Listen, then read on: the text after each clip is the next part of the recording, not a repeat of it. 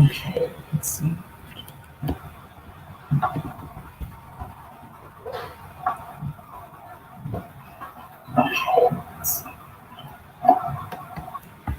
And good evening, good evening, good evening. Hello, hello, hello. You are listening to the Beauty in Us Radio right here on Awesome Guide Radio. I am your host, Nelson E. Brown, and I would like to thank you all for tuning in. I hope you all had a great day. It is Tuesday, June 22nd, 2021. It's been a really, really dreary day outside, so I hope you guys have still been able to fill your spirits with some joy. It's pretty much been raining all day. It's actually just slacking up, and I think it's the first time that it actually stopped during the day, but it's been raining off and on all day, so I hope you guys feel much better since the rain has, passed. But I wanted to talk to you all tonight about a very, very important topic, and it's especially important for young people who are interested in becoming more independent as they continue to grow and as they continue to get older. I wanted to talk to you all tonight about a subject that has been on my mind for a while. And I was actually speaking to one of my cousins who's actually in the process of trying to learn how to drive, and he's in the process of trying to purchase a vehicle as well. So it led me to this topic for tonight. I thought about this topic and I said that, okay, this will be the first time I talk about something like this on my show. I'm going to be talking about financial literacy. So one lesson in financial literacy that I'm going to talk about for the evening is how to save and invest in the purchase of your first car. Now, it's a very, very great topic for a lot of young adults and teens who, like I said, who are interested in gaining more independence and who are willing to take on more responsibilities as they continue to grow and mature. So I wanted to talk to you all about that. And I said in my message on Friday that I encourage you all to bring your teens, bring your kids, and have them sit down and kind of listen to this. I've already been through the hoops of purchasing a vehicle for the first time. I'm familiar with credit, interest rates, credit scores, and things of that nature. So I wanted to share that with you all this evening so that you can all have a better understanding of where you all are financially and whether or not the purchase of a car is for you. And if it's not, how you can use the steps and the tools and the advice that I give you in tonight's broadcast to actually follow through with that plan and, get to where you're trying to go. So I want to first start off by talking about credit. Now, when we talk about credit, we have to think about credit from a holistic approach, and we have to think about credit in terms of what we're labeled as in the world of finance. And I think that it's important for us to understand what credit is. Now, I have my own definition of what the word credit is, but credit is, and from the finance world, is an accounting firm for an entry made on the right side of an account, whereas a debt refers to an entry on the left side of an account. And it also says that as a financial term and used in such terms as credit card, it refers to the granting of a loan and creation of a debt. So when we talk about credit, we talk about you being granted a loan and acquiring a certain amount of debt. So when we talk about the purchase of a vehicle, we have to examine our credit. And credit is, I was taught that our credit is our signature, and I was taught that, a good credit score in particular is definitely a great representation of who you are financially and how you spend your money and how you pay back your money when you take out a certain amount of money for loans. Now, we have things called big ticket items in the world, and big ticket items are items that we purchase that are considered to be very expensive or have a price that is extremely high. So I think that when we talk about big ticket items, we have to think about the materialistic things in our lives that we spend the most money on. So let's just say an example of a big ticket item is a TV. Another example of a big ticket item is a new car.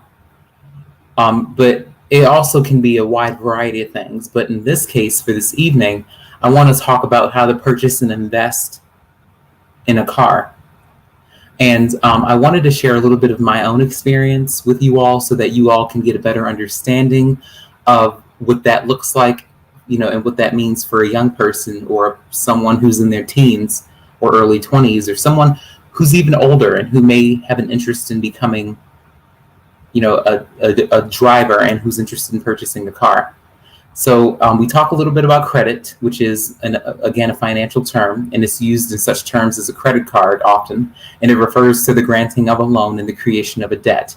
Now, I do know for a fact that when you go to purchase a car, you have to, oftentimes people go to a car dealership in order to purchase their car.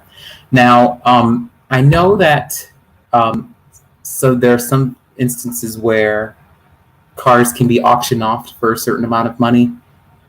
But for my personal experience, I bought my first car when I was 17 years old, and I got my license when I was 18 years old, and I purchased a 2012 Honda Civic. So my car is a used car, and I'm very proud of it. I love my car, and I think that the independence that it gives me and that it has given me outside of everything that I do now is great. So like I said before, I was able to purchase my car. My car is a used car, is a 2012 Honda Civic sedan model, and I purchased it I bought it back in 2016 for approximately $16,000. So with my job and with my paycheck, my steady income, I was able to pay off my car last year. So it's been really, really a blessing. And I was able to purchase my car last year because of a good credit score that I have. I was able to get a good interest rate, a low interest rate, which allowed me to purchase my car off at a much less expensive price and at a much faster pace. So my car payment was approximately $276, and I paid $300 each month, sometimes twice a month, throughout the 4 years that I had the car note. But I was able to pay it off last September. So it's been really, really great not having a car note to worry about. But when we think about a car, when we think about the purchase of a car, we have to think about the car dealerships, and we also have to think about the costs that are associated with purchasing a vehicle. Now, I decided to buy a used car because it was much cheaper and it was much more affordable for me. And now I'm very excited about the fact that I don't have a car note anymore. So it's important for us to realize that, when you purchase a vehicle, it does not always have to be a new and improved vehicle. You don't always have to have the flashiest car. You don't always have to have the most expensive car. It just needs to take you to and from where you are and where you're trying to go. Now, my car had about or around 25,000 miles on it when I bought it in 2016. Again, it's a 2012. It only had one previous owner. And I was the second owner. So I only had 25,000 miles on my car in 2016 as a 2012 Honda Civic, which is still relatively great considering the fact that my car is almost 10 years old. And now I have a little over 70,000 miles on my car. And we have to think about this when we go to purchase a vehicle, because we have to think about the dealerships and we have to think about the finance companies that are involved in this purchase. Now, your credit, as we discussed before, is your signature. And I say that because it can definitely determine where you are financially and if you're in the position to make that purchase of a big ticket item at an affordable price. Now, interest rates are the rates that are determined by your credit score. Now, the better your credit score, the lower your interest rates. And the lower your credit score, the higher your interest rates are. And I'm going to explain that in a moment. So I looked at this pyramid at discover.com. I looked at this chart, and it gives you a wide variety of scores to keep in mind when you look at your credit score and when you look at where you are financially. And the credit score chart, the highest score is the highest range of scores that you can have are between 800 and 850. So according to discover.com in the Credit Resource Center, it says that a credit score from 800 to 850 says that you are exceptional from a financial point of view, from a financial standpoint. It says that you are exceptional because a perfect credit score of 850 is rare, since even a single credit inquiry is likely to take one's score down a notch. No worries. Anything over or above an 800 is considered exceptional. So anybody who has a credit score of 800 or a credit score that ranges from 800 to 850 is almost guaranteed the purchase of that big ticket item that they want, whether it's a car, whether it's a TV, or whenever they want to place a down payment on whatever it is that they want. They probably run into little to no problems with making that purchase because the creditors are going to look at that and examine your credit score before they purchase that car and determine that's what helps them determine whether or not you are going to pay it back. Now, that's the highest range that you can be. The lowest range, however, is not the best range, as you may know, as some of you may know. Now that is, let me see if I think I lost it. Where is it? Okay, yes, so your credit score, oh, here it is, okay. All right, sorry about that, guys. Okay, so the lowest credit score, the lowest credit score ranges 580 or less, according to Discover.com's Credit Resource Center, is an area where you don't want to be financially. Not just for the purchase of a big ticket item like a car, but just in general. It makes it very, very difficult for you to make any type of purchase because it's most likely not going to be charged or afforded at a reasonable price, and you're probably going to have an extremely high interest rate when you do make that purchase of that big ticket item that you do want. So it's important for us to never, never, ever, ever fall below 580. So 580 or less, according to Credit Resource Center under Discover.com, it says that it's poor. It says multiple payments coming 30, 60, or 90 days late, or even defaults can mean a poor credit score. So if you are late paying your bills, if you don't pay your loans back when you borrow money, or when you make a down payment or a purchase for a big ticket item, and you sign that agreement stating that you are going to pay it back at a certain amount of time within a certain amount of years, then that can get you into a lot of trouble.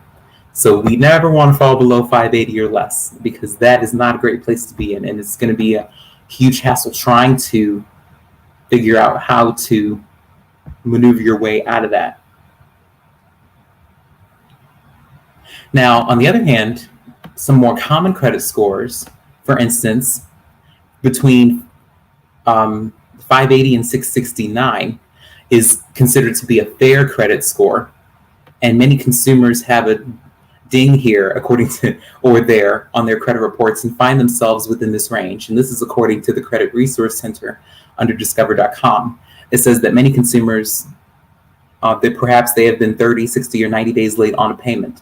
The lower the score, the higher the interest rate consumers will likely have to pay on loans and credit cards. So I know that there are a lot of people that are in a lot of credit card debt, and a lot of people who are having a very, very difficult time digging themselves out of the hole that they've created, because I know that a credit card is important in order to establish some sort or some form of credit. So when you buy a house, for instance, or when you make another purchase of a big ticket item, they want to look at something to see and to dictate they want to use that in order to dictate whether or not you are responsible enough to pay that loan back when you sign that agreement that you are. They want something to fall back on. So it's really, really important to, I'm not going to say that it's important to have a credit card or several credit cards, but it's important for all of us to realize that, in order to establish credit and in order to make yourself look good for the creditors and the people or the companies, I'll say, that you're trying to make the purchase of the big ticket items from, it's important for us to realize that, you have to pay back your loans as soon as you can, while you can, because if you don't, you'll find yourself in a really, really bad predicament trying to dig yourself out of a hole that is very, very steep financially, and it's going to really bite you in the butt later. And now, a good credit score, it says between 670 and 739. It says that it's good. It's considered to be good, according to the Credit Research Center under Discover.com. It says that consumers in this range are considered dependable borrowers. Things like being slightly late on a payment in the past or not having a very long credit history are examples of why, or ways, I should say, a consumer might fall into this score range. Now, personally, the last time I checked, my credit score was 694, which is considered to be a very good credit score. I'm very young, and I'm trying to establish credit, and I'm interested in purchasing a house in the next couple of years. So I do know that by me establishing credit early on, a good credit score and a good credit history, I'm able to make a purchase for the house and for loans, other loans of any sort, and the banks, the creditors, and all of the companies are going to trust me to pay that back. And a lot of companies want to see people, especially young people, with good credit scores. A lot of companies and creditors want to see people who are able to pay their bills on time and pay back their loans as soon as they can. Because again, I was taught that your credit is your signature. Your credit helps determine who you are financially and whether or not you are responsible financially. So the last time I checked, it was 694, but I think it's more than that now. I think it's higher than that now. But again, it's very important to keep the credit score at the highest possible range you can keep it at. And a score between 740 and 799 is considered to be very good. And the Credit Research Center under Discover.com says that those in this range are considered very dependable borrowers. They are usually on time with each of their payments every month and demonstrate responsible behaviors. So these are all of the credit score ranges that we all have to think about when we examine our credit scores, or if we are interested in taking out loans, or if we are interested in making the purchase of a big ticket item. It's important for us to keep these scores in mind and to do a self-evaluation and to figure out what our credit scores are so that we can learn, okay, where do I need to improve? How can I be better financially? How can I make better decisions financially? And how can I, and if I'm not in a good space financially, how can I dig myself out of this boat? And how can I make my credit score better? And how can I manage my finances more efficiently? And I encourage you all to speak to financial advisors, retirement specialists, and people who specialize in these fields. I do. I have a financial advisor and a retirement specialist that has definitely helped me and has guided me into, financial freedom. I know I'm still young, but the younger you are, the better. So I do know that since I am very young, saving and investing for my future is worthwhile. So it's important for all of us to get educated and to reach out to financial advisors and to do our research and to speak to people who specialize in these areas so that we all can have a better understanding of where we are and where we're trying to go, because everybody is in a position where they can make improvements financially.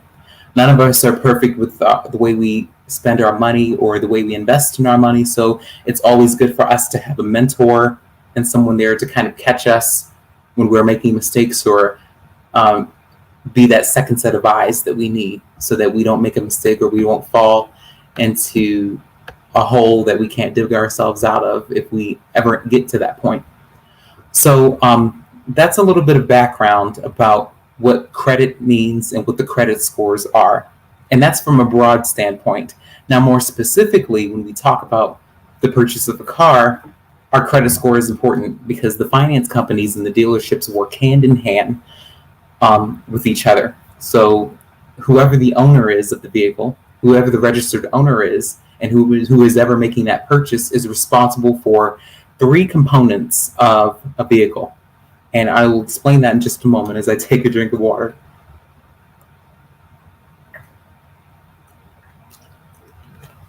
Now, when we think about the three components of the vehicle that the registered owner of a vehicle is responsible for once they do purchase a car, we have to think about the car note. So the car note is what you are responsible for. So the car payment is the payment because you sign that agreement when you make the purchase of that big ticket item, which in this case is a car. And when you sign that agreement for a certain amount of money, they examine your credit score and they dictate whether or not that helps them dictate how much your payment is going to be, how long you have to pay it back, and whether or not you are going to be efficient at it. So the car note is very important for us to realize and to keep in mind because, again, the higher the interest rate means that your credit score is low.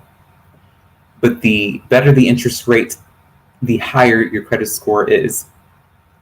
So we have to keep that in mind when we purchase a car. Now, again, I bought my car used for around $16,000, and my car payment was $276 a month, but I paid extra each month, and sometimes twice a month, $300. So if you think about how much you pay for your vehicle, it's okay it's definitely, I recommend paying extra for the amount that you have on your vehicle because you can pay off that loan quicker and you are in a position to get rid of that car note as soon as you can, because you can save and bank the rest of that money and you can allocate those funds towards something else.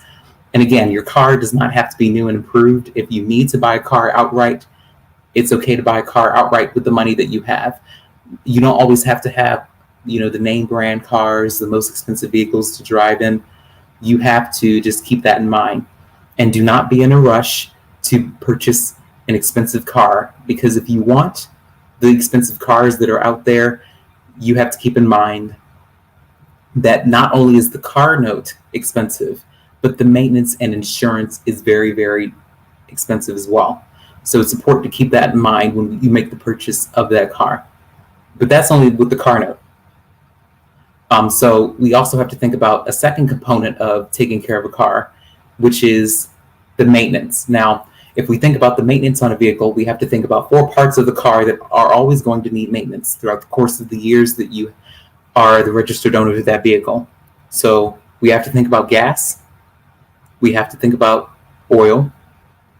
We have to think about tires, and we have to think about brakes. So those are the four parts when we talk about the maintenance of a vehicle. Those are the 4 parts of the vehicle that we have to keep in mind when we are registered owners of our vehicles. We have to keep in mind that you need new tires, you need new brakes, you need oil changes, and you need gas.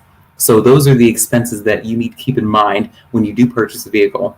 Now, as the owner of a Honda Civic, I can definitely tell you all that Hondas are very, very easy to keep up. They're easy to maintain. The maintenance is not expensive. It's affordable and it's reasonable. And I recommend going to your Honda dealership to fix any of the issues that may come about when you're driving. So if you need an oil change, if you need new brakes, if you need new tires, you can go to the gas station to get affordable gas each week or a few times every other week. It's very, very affordable when you are the owner of a Honda. Hondas, from my experience, have been driving for about 5 years now. So it's very, very Hondas are very, very good, and they last for a long time. So again, it's important to keep the components of the maintenance of a car. In addition to the car note, the maintenance is also important to keep in mind. And the four parts of the maintenance include the oil, the brakes, the tires, and the gas. If you buy an expensive car, you are going to be paying a lot more for maintenance and for a car note. So I just want to put it out there, and I know this is not popular, but foreign cars are not cheap. The maintenance is high as a kite when you go and when you want to get things fixed. You are going to be chucking out a lot of money. You can't have anything else. You can't have anything else going on when you make the purchase of a big ticket item like an expensive car, like a foreign car.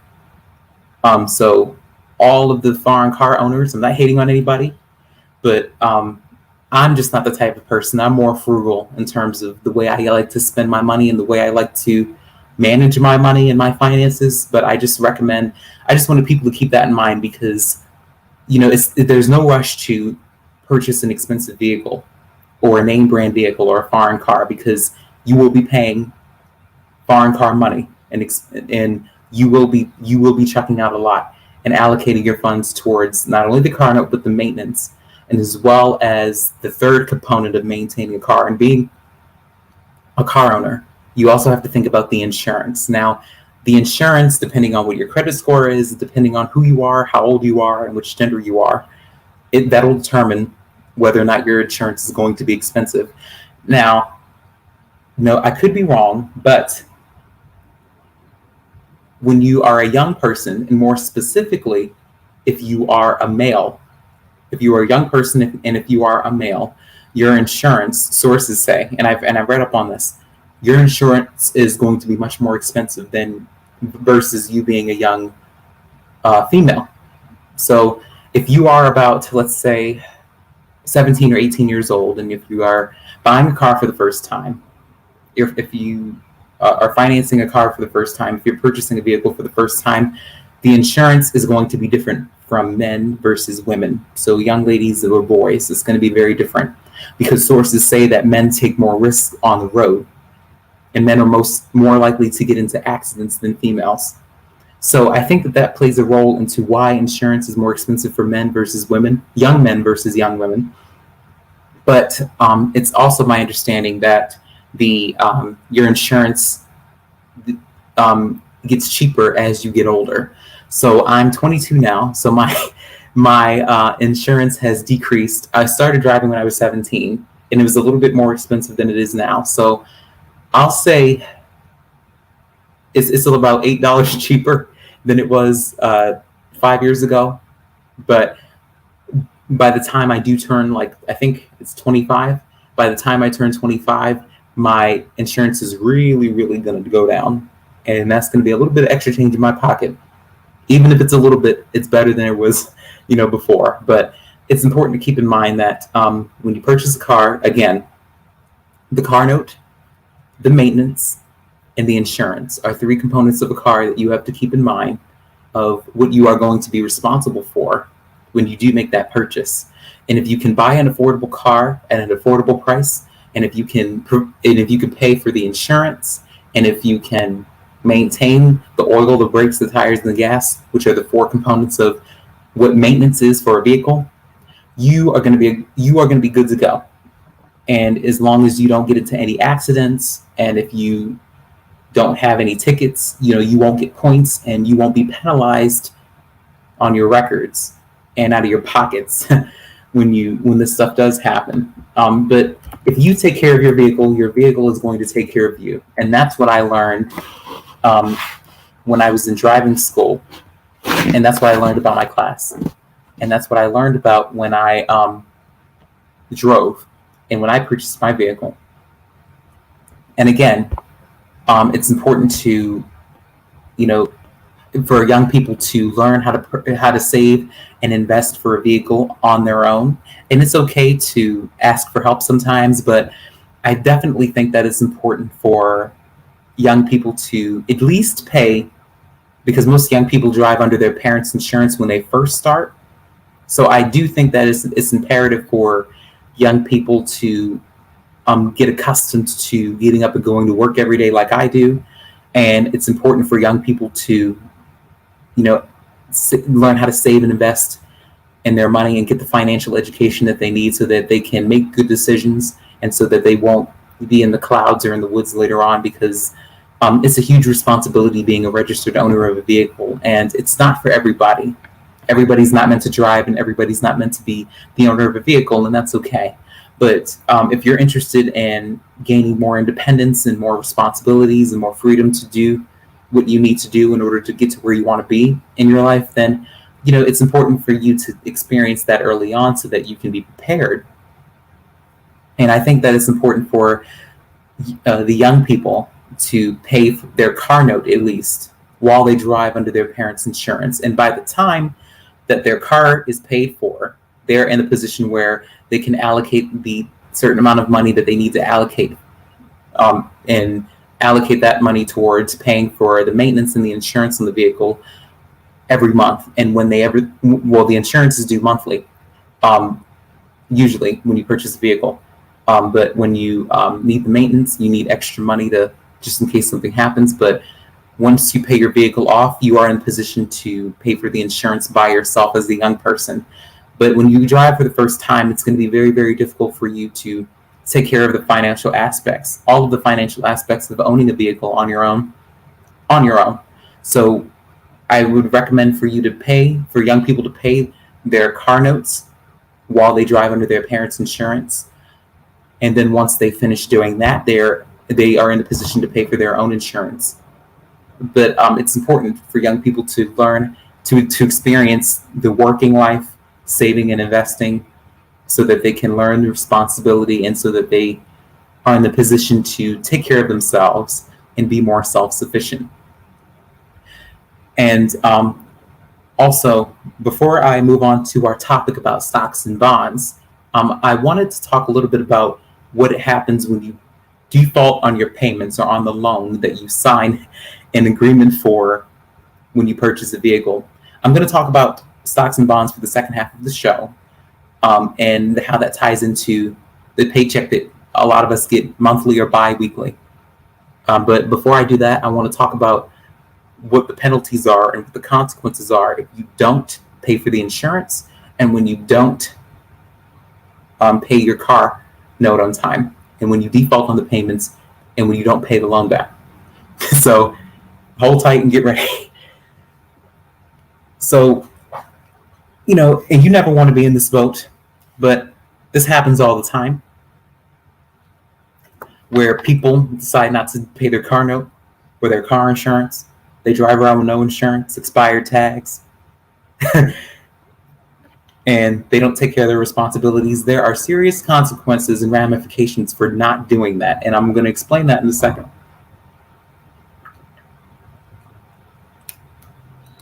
So, when you default on the loan for a car, or when you don't pay for your insurance on time, there are serious ramifications, as I said before. So when you default on the loan, usually the finance companies give you a grace period of about 14 days to pay your note for that month. And it's usually due at the same time each and every month until you are able to pay for the vehicle in full. So when you default on your payments, they usually give you a grace period for about 14 days. But when you default on your payment after the grace period is over and done with, you are going to get in trouble financially, because when your car gets repossessed, that means that you have defaulted on a payment and you have not paid that loan off. You have not paid your payment for that month. And depending on which finance company you purchase your vehicle from, which dealership you purchase your vehicle from, more dealerships, and you have to do your research, but some dealerships are much more strict than others. So it's important to do your research and to figure out what that looks like. But you never want to be in the position to have your car repossessed if you default on the payments, or if you're not in the position to pay that loan back, or if you allow the insurance to lapse. So when your car gets repossessed, that means that you have not paid your payments. You're usually months and months and months behind in your payments. Sometimes some finance companies, they'll take it as soon as you are late. After that first month, you are late. And the repo companies will come and they will take your car. And once your car is repossessed, after you default on the payment for that month or after an extended period of time, they will take the car and it's no longer your car. The bank will take possession of that vehicle, or whoever the finance company is, they will take the possession of that vehicle. And once that happens, they will auction off the vehicle, and they will auction it off at whatever price that they can. But you are still responsible for paying the loan back later, even though you aren't the registered owner of that vehicle anymore. In the very beginning, you signed the contract and the agreement that stated that you were still going to be responsible for the loan, regardless of what happened. So it's very, very important for all of us, I'll say, to remember that, you never want to be in the position where your car is repossessed after you default on the loan, or if you are months behind in your payments. You never want to be in a position where you can't pay for that on time, because, again, there are serious ramifications for not paying the loan back and defaulting on that loan and allowing the insurance to lapse. And people do it all the time. A lot of people drive around without any car insurance and with expired tags, and that's not a good place to be in. Now, there was a moratorium on a lot of things because of the pandemic, but now, since all of the restrictions are being lifted, everybody's in a position where they can get their new licenses and they can get their tags renewed and everything else. But it's very, very important to stay on top of that, because you don't want to be in a position where your car is repossessed when you default on the loan, or if you're months behind in your payments, because it damages your credit score, and it's going to make it very, very difficult for you to make a purchase of a big ticket item later on.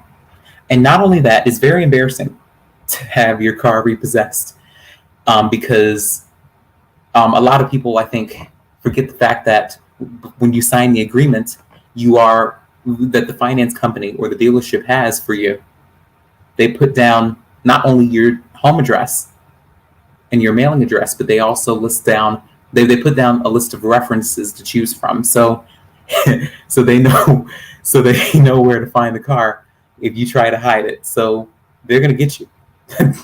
It's just bottom line. So you never want to be in a position where you default on the payments, and if you are behind in your payments, you need to speak with your dealership, and you need to speak with the bank and figure out how to make some arrangements. If you are no longer in the position to purchase a vehicle, or to pay for a vehicle that you did purchase and you did sign the agreement to take out that loan for, and if you're not in a position to pay for it anymore, you really, really need to have that discussion with your finance company or your bank, because, again, it's not good for anybody to default on their loan or to skip out on their payments, because, again, not only does it damage your credit score, it's also very embarrassing to have your car repossessed. And again, not only do they have your mailing address listed, they also have the list of references. So if you try to hide it, they're coming for you. So they know where to find you. So they're going to get you. So they'll get you. But again, with all jokes aside, just pay your bills in time. Just pay that loan, pay that payment on time whenever it's due. It's usually due around the same time each month. A lot of finance companies they give you a grace period. So it's important to just stay on top of your bills and get rid of your debt.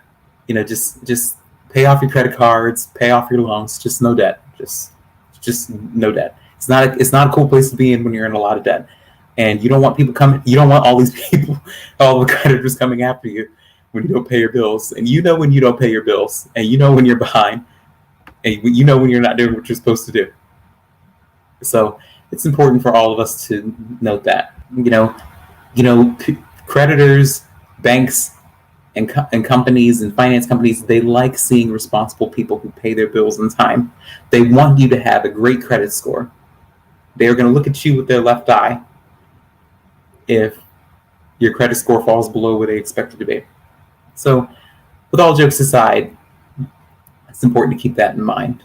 Now, I'm going to shift this conversation within the 20 minutes that we have left on the show. I'm going to shift this conversation to stocks and bonds. Now, I know that I talked a little bit about how to save and invest for the purchase of a car for the first half of the show, but I want to talk a little bit about stocks and bonds because I've been investing in stocks and bonds since I was 18 years old.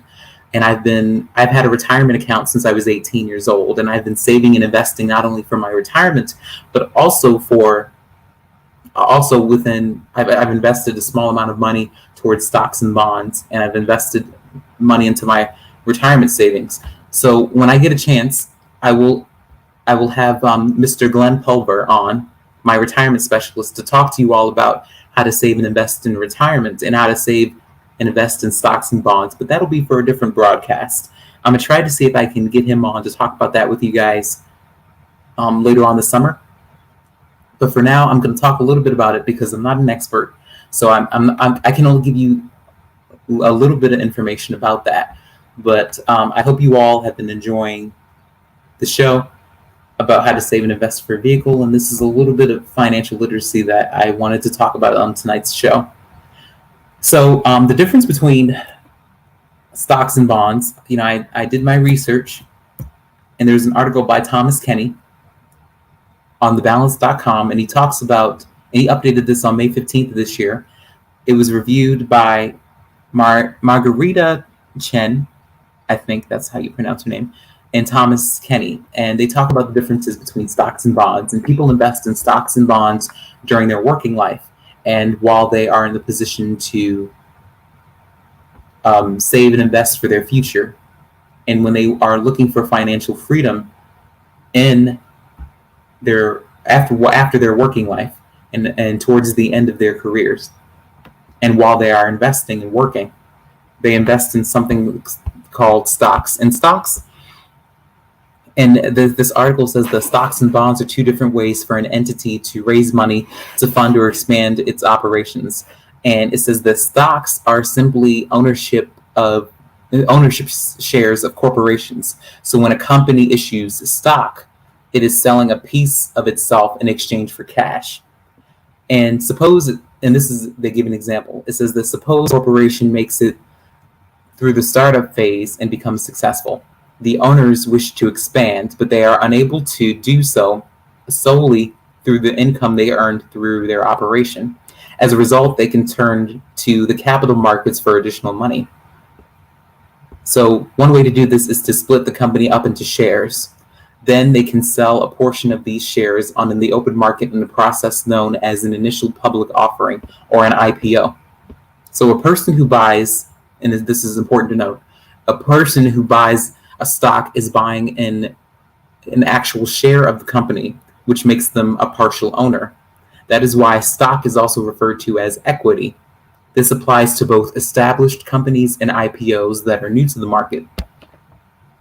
Now, bonds, on the other hand, are debt. So they represent debt. So when an entity issues a bond, it's issuing a debt with the promise to pay interest for the use of money. Now, it's important for us to realize that a government, a corporation, or other entities of that nature that need to raise cash usually borrow money in the public market. So when they do pay interest on that loan to investors, they are able to pay them back to those who have loaned them money. So each bond has a certain par value and pays a coupon to investors. So the difference for investors is that each share of stock represents an ownership stake in a corporation, which means that the owner shares in the profits and losses of the company, although they are not responsible for its liabilities. And again, this is according to the article that I'm reading to you guys. It says that someone who invests in the stock can benefit if the company performs very well and its value increases over time. At the same time, they run into the risk that the company could perform poorly and that stock price could fall. In the worst case scenario, the company may file for bankruptcy and even disappear altogether. So it's important for people to realize that stocks and the overall stock market in general tend to be on the riskier end of the investment spectrum in terms of their validity and the possibility of their investor losing money in the short term. However, they also tend to provide superior long-term returns. It states that stocks are favored by those with a long-term investment horizon and a tolerance for short-term risk. So if you are a person that likes to take risk, or if you are a person who likes to save, and if you're not really a person that likes to take a lot of risk, it's important to speak to a financial advisor and talk about that. Because I know that even like throughout the pandemic, a lot of people have lost a lot of their money in the stocks that they've invested huge sums of money, substantial amounts of money into. I know a lot of people throughout the pandemic have lost a lot of money in their stocks that they've invested in and the bonds that they've invested in. I, on the other hand, I'm not a risky investor. I like to invest very, very small amounts of money into these stocks and bonds that I shared with you guys and that I talked about a little bit. Again, I have a retirement account. I have a retirement specialist. And again, I'm gonna reach out to him to see if he can hop on my show to talk a little bit about that process, because a lot of people don't understand the ins and outs of what it means to invest in stocks and bonds, and a lot of people don't understand how to save and invest into a retirement fund because they were never given the proper financial literacy education early on in their life. I've been saving and investing for my retirement in stocks and in bonds for a long time. So it's important for us to realize this. And the benefits of all of this is that it provides you with another source of income and it offers diversification. So a lot of us have heard the term, don't put your eggs in one basket. Don't put all of your eggs in one basket. And this is very true for people who want to invest. And even though it does sound cliche, as gradually diversification can provide you with better returns than much more narrow portfolios can. It can reduce the amount of return relative to the risk that you take when you do make these investments. So bonds can also help preserve capital for equity investors during times when the stock market is falling. So bonds also preserve principal, and some of them have tax advantages. So there are certain types of bonds that can be useful for people who want to reduce their tax burdens. And the income on bank instruments, most money market funds and equities that are taxable unless they are held in a tax deferred account. Most of them are. It says that, but the interest on municipal, let me say this correctly. Municipal bonds is tax-free on the federal level. And if you owned that bond issued by the state where you live, it's tax-free on the state level as well. And again, these are for bonds. It says that bonds don't make for interesting conversation at dinner parties. It says, and they don't receive proportionate coverage in the financial press relative to stocks. But bonds can serve a wide range of uses for investors of all stripes.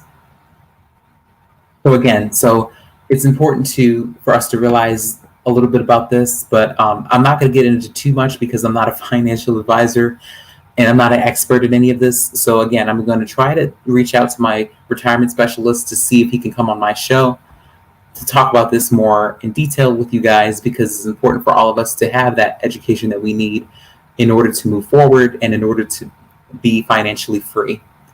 I would like to be financially free by the time I'm 40 years old. I'm 22 years old. So by investing in these things and by definitely taking my time and energy into figuring out how to do this successfully is important in the long run. So me investing in my retirement, me investing in these stocks and bonds that I shared with you all about, they do matter and they do make a difference. So it's important for us to realize that, and it's important for us to realize that you don't have to struggle unnecessarily. If you are in the position to be better and do better, be better and do better. Oftentimes, a lot of us, we don't really know what our opportunities are unless they are presented to us. So it's important for all of us, again, to get that financial education and that financial literacy that we need so that we can stay informed about what the possibilities are that are out there, because the possibilities are endless. It's just our jobs to figure out what they are so that we won't be blindsided or ignorant about what is out there for us.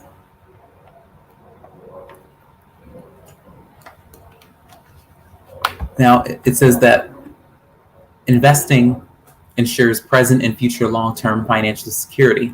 The money generated from your investments can provide financial security and income. It says that in order to start investing, you'll need to open a brokerage account or a robo-advisor account. Which one is best for you depends on your investment goals, experience, and comfort with risk. Now, for most people, a robo-advisor is the best option. Now, if you enjoy trading and have some experience in the stock market, you may want to take your portfolio into your own hands with a brokerage account.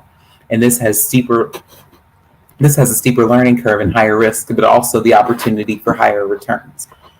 So again, it has more information about how to open a brokerage account, how to start with an advisor, and really tips and tricks on how to manage your funds successfully. So again, we all have to keep this in mind. And again, I'm going to speak to Mr. Glenn Pulver to see if he can come on sometime this summer, before the end of the summer. I promise you guys, I'm going to try to do my best to see if he can come on my show and talk to you all more about that process. If you are interested in retiring, and if you don't want to work forever, he's the guy that you want to talk to. He's been a great retirement specialist for me in my investments and for my accounts. And I definitely, he's definitely impressed me, and he's inspired me to want to continue to save and invest like I've been doing, not just in my retirement, but also within the stocks and bonds that we discussed a little bit in this show. And it's also important for all of us to get that education that we need and to not be stubborn when we do have the possibilities that are presented to us out there. It's just our job to go after them and to figure out what they are. So if you are interested in retiring, and if you don't want to work forever, he's the guy you want to talk to. If you want some extra money in your pocket, and if you want to make smart investments that are critical to your financial freedom in the future, he's your guy that you want to talk to. So again, I want to thank you all for tuning into tonight's broadcast. And I want to thank you all for taking time out to actually listen to the Beauty in Us radio right here on Awesome God Radio. I want you all to subscribe to our YouTube channel, and I want you all to just follow us on all of the social media sites, whether it's Instagram, Facebook, Twitter, all of the social media sites. You can find me at Nelson E. Brown, and you can also find Awesome God Radio at AGR Radio or at Awesome God Radio. The simple name is that. And I want to thank you all again. We are all coming out on the other side of this pandemic, and this is an opportunity for all of us to learn from what's happened throughout the course of the year, between last year and where we are today. So from a financial standpoint, I really hope and pray that what I've shared with you all this evening can change your perspective for the better on things that are important to your livelihood and your well-being. When we talked about credit, and when we talked about how to purchase a car, and when we talk about how to save and invest our money wisely, it's very imperative. And again, and I think that I might have to reach out to my representatives to talk about this, but I think that financial literacy should be implemented into the school's curriculum, because a lot of young people, a lot of high schoolers, middle schoolers, college students like myself, a lot of us kind of go in blindsided when we grow up and when we enter into the world. We kind of have to figure out things on our own in that regard. A lot of us aren't provided with that financial education that we need. I'm glad that I've had the resources from my college and from my advisor, my financial advisor, to do this successfully as I can, so that I won't be penalized in the future for something that I simply didn't know. So again, I encourage you all to just do your research and to speak about this with your family members, with your friends, and people that you know, so that you can, again, be in the position to do better. Because we all can do better. Everybody has improvements to make financially. So it'll be worthwhile when you put the time and energy, and when you invest that time and energy into doing that. It really pays off in the long run. So before I end the broadcast, I want you all to note that the Beauty in Us, Our Souls in Armor, which is the third volume of my book series, is still available on Amazon in a paperback version. I'm still working on the ebook, so you are able to head on over to Amazon.com and purchase your copy of that third volume. And in addition to The Beauty in Us, Our Reality, Volume 1, and The Beauty in Us, Vulnerable Masculinity, Volume 2, those are also available in a paperback and ebook format. So again, head on over to Amazon and check those books out. Feel free to share that with your family members and your friends, your colleagues, people that you know, so that they can feel informed, inspired, and enlightened by what I share. And again, I also want to note that my column, Dear Nelson, in Thoughts Magazine is still in the works. So I'm still jotting notes down, and I'm still jotting ideas down for that. So if you are interested in reading my column, or if you have any ideas or suggestions on what you would like to read and what you would like to know about, feel free to leave it in the comments section below, and reach out to me directly at brownnelsone@gmail.com, and to share your ideas and your thoughts with me about what you think should be included in the magazine. Because again, it's about celebrating young men of color, and it's about bringing awareness to issues that we often don't discuss at our dinner tables in our houses, and with our family members and friends. So I encourage you all again to keep that in mind. I also again, I thank you all for tuning in, and I thank you for everything. I don't take any of you all for granted. I'm still working on a new promo for my show and for the introduction, and I'm trying to work on a new background for my show, because this September it'll be a year since I started my broadcast, and it'll be a year since I started my show.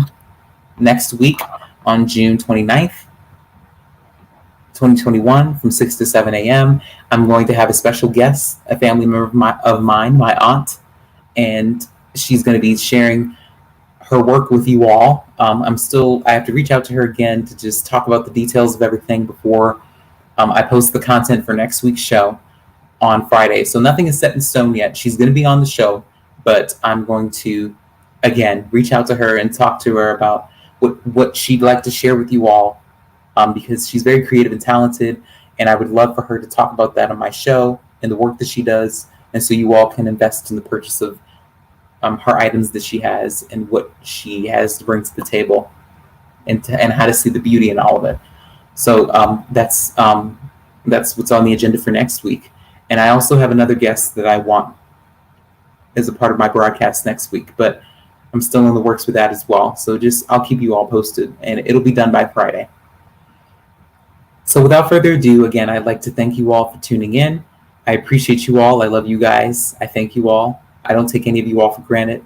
It's been a blessing pouring my heart out on this platform for almost a year now. It's getting better and better with each and every broadcast and with each and every episode. Well, not necessarily an episode, but broadcasting with each and every show. I've been able to learn a lot, not only from you guys, but also from my guests and everybody I work with, and I've been able to develop a network with and a rapport within my community and around this world. So I will see you all next week. Make an appointment to meet me back here at 6 p.m. on June 29th, 2021. So this is Nelson E. Brown and the Beauty in Us Radio right here on Awesome Guy Radio, and I will see you all next week. Stay safe, and I hope you all enjoy your summer as we all continue to venture out and about, and as these restrictions continue to be lifted. I'll see you guys next week.